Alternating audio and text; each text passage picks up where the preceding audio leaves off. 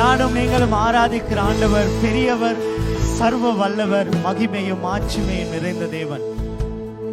ஆனாலும் இந்த காலையில நான் இன்னும் ஒரு நல்ல காரியத்தை உங்களோடு பகிர்ந்து கொள்ள விரும்புகிறேன். அவர் பெரியவரும் வல்லவரும் மகிமை நிறைந்த ஆண்டவருமா இருந்தாலும் அவர் எங்கள் மத்தியிலே வாசமா இருக்கிற தேவனும் எங்களோடு கூட இருக்கிற ஒரு ஆண்டவருமா இருக்கிறார். அதான் இந்த நாட்களை எங்களுடைய கொண்டாட்டத்துக்கான ஒரு முக்கியமான காரியம்.